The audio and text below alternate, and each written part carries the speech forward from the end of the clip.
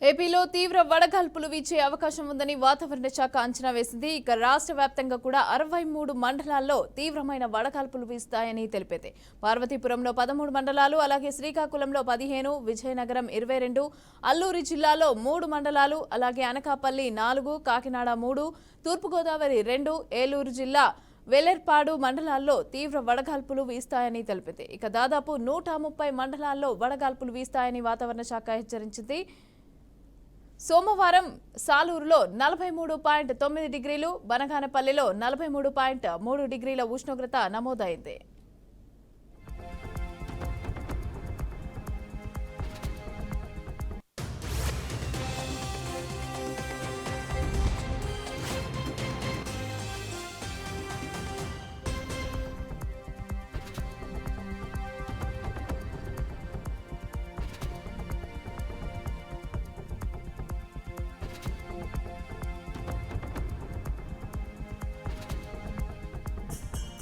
ఇక ఏపీలో తీవ్ర వడగాల్పులు వీచే అవకాశం ఉందని వాతావరణ శాఖ అయితే అంచనా వేసింది. అయితే రాష్ట్ర వ్యాప్తంగా కూడా 63 మండలాల్లో తీవ్రమైన వడగాల్పులు వీస్తాయని అయితే తెలిపింది. దీనికి సంబంధించి పూర్తి డీటెయిల్స్ మా ప్రతినిధి ఏడుకొండలు అందిస్తారు. ఏడుకొండలు చెప్పండి, ఈ వడగాల్పులకు సంబంధించి ఎలాంటి జాగ్రత్తలు తీసుకోవాలి, అసలు ఎక్కడెక్కడ వీచే అవకాశం ఉంది, వాతావరణ శాఖ ఏ విధమైనటువంటి హెచ్చరికలు జారీ చేసింది ఏంటి? మమతా, ఈ రోజు ఆంధ్రప్రదేశ్ వ్యాప్తంగా కూడా బానుడి ఉగ్ర రూపం కొనసాగనున్నది.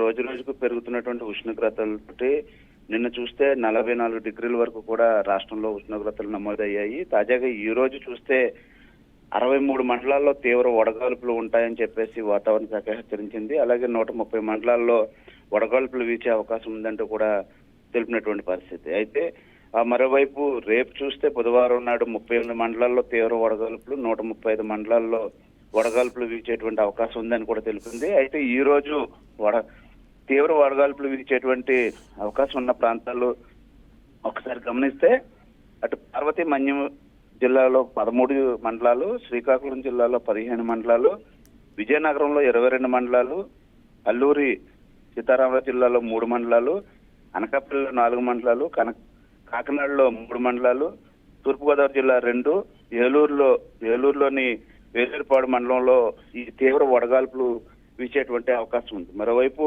వడగాల్పుల ప్రభావం చూస్తే శ్రీకాకుళం జిల్లాలో 14, విజయనగరం 5, పార్వతీపురం మన్యంలో 2, అల్లూరు సీతారామరాజు 11, విశాఖపట్నం 3, అనకాపల్లి 12, కాకినాడ 16, కోనసీమ 9, తూర్పుగోదావరి 17, పశ్చిమ గోదావరి జిల్లా 3, ఏలూరు 13, కృష్ణా 7, ఎన్టీఆర్ 7, గుంటూరు జిల్లాలో 7 మండలాలు, పల్నాడు 7, మొత్తం ఈ మండలాల్లో కూడా వడగాల్పులు వీచేటువంటి అవకాశం ఉంది. ముఖ్యంగా తీవ్ర వడగాల్పులు వీచేటువంటి ప్రాంతంలో ప్రజలు ఎవరైతే ఉన్నారో వీరంతా కూడా ఇలా అప్రమత్తంగా ఉండాలి.